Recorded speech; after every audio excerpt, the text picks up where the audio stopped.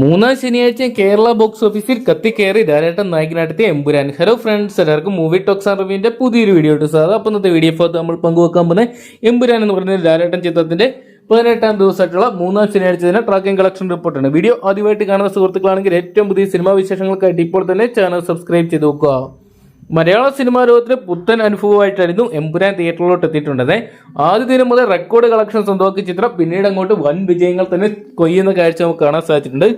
മൂന്നാം വാരത്തിലോട്ട് കടന്ന ചിത്രത്തിന്റെ ബുക്കിംഗ് ഇപ്പോഴും അവസാനിച്ചിട്ടില്ല. ഇപ്പോഴും ചിത്രത്തിന് ട്രെൻഡിങ്ങിൽ ഇടം പിടിക്കാൻ സാധിച്ചിട്ടുണ്ട്. മികച്ച കളക്ഷൻ തന്നെയാണ് വിഷു ഈസ്റ്റർ പ്രമാണിച്ച് എമ്പുരാൻ എന്ന് പറയുന്ന സിനിമ സ്വന്തമാക്കിക്കൊണ്ടിരിക്കുന്നത്. ഇപ്പോൾ ചിത്രത്തിന്റെ 17ാം ദിവസമായിട്ടുള്ള ശനിയാഴ്ച മൂന്നാം ശനിയാഴ്ചത്തെ കേരള കളക്ഷൻ റിപ്പോർട്ടുകൾ പുറത്തു വരുമ്പോൾ ചിത്രം ഏകദേശം 312 ഷോകളിൽ നിന്നായിട്ട് 30 ലക്ഷം രൂപയോളം സ്വന്തമാക്കുന്നു എന്നാണ് പുറത്തുവരുന്ന റിപ്പോർട്ടുകൾ. എന്തൊക്കെയുള്ള മികച്ച അഭിപ്രായങ്ങൾ സ്വന്തമാക്കുന്ന ചിത്രം ഇനിയും വിഷു ചിത്രങ്ങളുടെ മുമ്പിൽ തലയുയർത്തി തന്നെ പിടിച്ചു നിൽക്കുന്ന ഒരു കാഴ്ച നമുക്ക് കാണാൻ സാധിച്ചിട്ടുണ്ട്.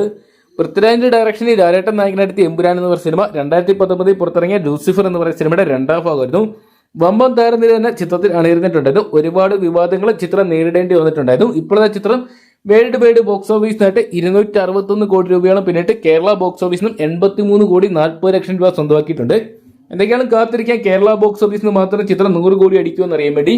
അപ്പോൾ ലാലേട്ടൻ നായകനായിട്ട് എമ്പുരാൻ എന്ന് പറയുന്ന സിനിമ നിങ്ങൾ കണ്ടിട്ടുണ്ടെങ്കിൽ സിനിമയെക്കുറിച്ചുള്ള നിങ്ങളുടെ വിലയേറിയ അഭിപ്രായങ്ങൾ കമന്റ് ബോക്സിൽ പങ്കുവെക്കുക. വീഡിയോ ഇഷ്ടപ്പെട്ടെങ്കിൽ ലൈക്ക് ചെയ്യാനും ഷെയർ ചെയ്യാനും ചാനൽ സബ്സ്ക്രൈബ് ചെയ്യാനും മറക്കണ്ട.